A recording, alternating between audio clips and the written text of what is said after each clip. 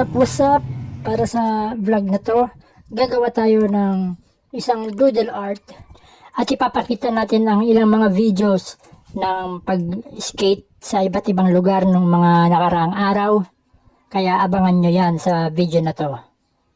So sa ngayon, medyo kinakalawang na ang ating kamay sa pagdodrawing dahil matagal na tayong hindi nakapag-practice.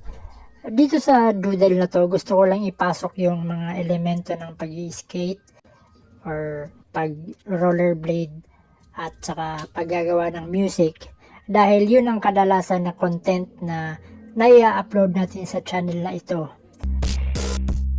So bukod dito sa pares ng rollerblades, nagdrawing tayo ng headphones, mga mixer, MIDI controller na ginagamit sa paggawa ng beats, at tinambakan natin ng napakaraming kable dyan sa background, mga USB port, USB cord, mga XLR cable ng microphone.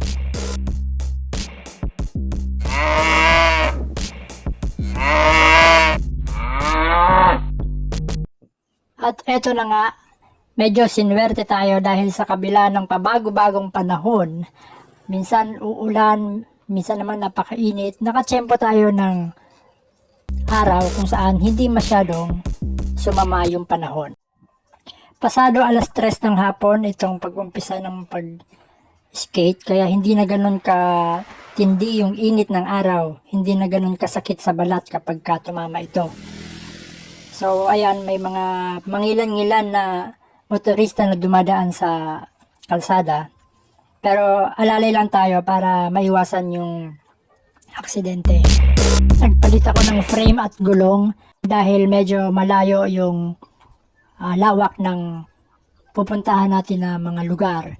Ang ginamit ko na gulong ay yung 3x125mm na skate wheels. Kaya maigi na meron kang idea kung anong klaseng kalsada meron doon sa yung pupuntahan or pag-skatean para yung tamang klaseng gulong ang iyong gagamitin. Dito kasi since medyo malayo yung distansya na pupuntahan ko, mas pinili ko yung malaking gulong ang isuot dahil medyo mas malubak yung kalsada, mas angkop yung mataas na gulong ang gamitin. Hindi kasi masyadong nararamdaman yung lubak pagka mataas yung or malaki yung gulong na ginagamit mo.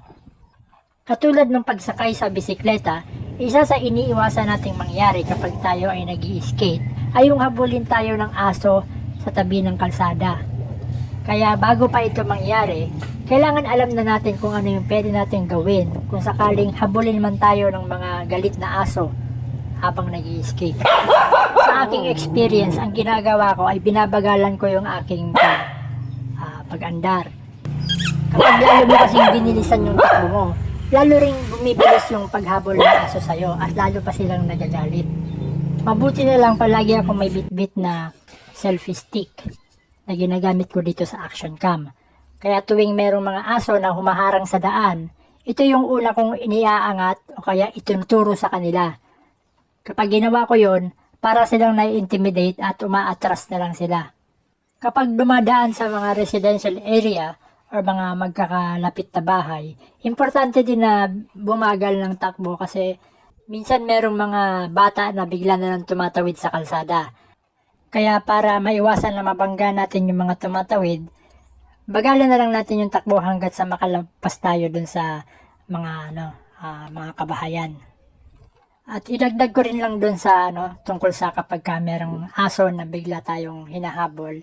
Para sa akin, based sa aking experience, kung kailangan kong humihinto ako at saka hinaharap ko sila ng dahan-dahan.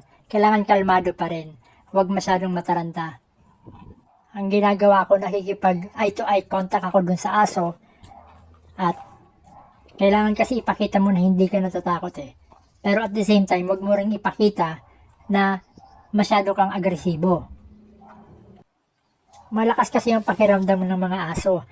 Alam nila kapag natatakot yung kaharap nila at kaya nilang unahan ng sindak o ibuli. Hindi ako expert sa bagay na to Kinukwento ko lang kung ano yung ginagawa ko based sa aking experience. Ngayon, kung gusto mong subukan, nasa sayo na yan. Lilinawin ko lang hindi ko sinabing saktan mo kaagad or hampasin mo yung aso kahit wala naman silang ginagawa pa. Ang gusto ko lang sabihin ay kailangan palaging ready ka sa anong maaaring mangyari, lalo kapag nasa lansangan. Nature kasi ng mga aso yung makipaghabulan. Kapag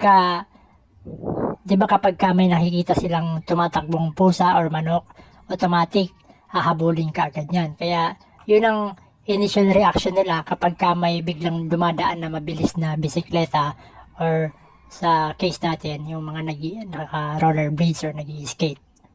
Ang mahalaga ay maging in control tayo sa sitwasyon bago pa may mangyaring masama.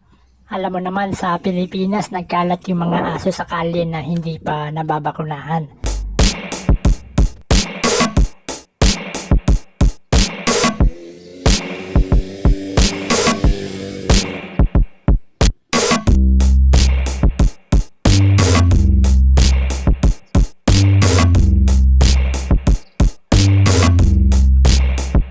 Ginawa ko yung page o channel na ito para sa mga content na katulad ng skating, spearfishing, beat making. Kaya kung interested ka sa mga ganitong klaseng content, huwag mong kakalimutan mag-subscribe, like, or follow sa channel or page na ito. Alright?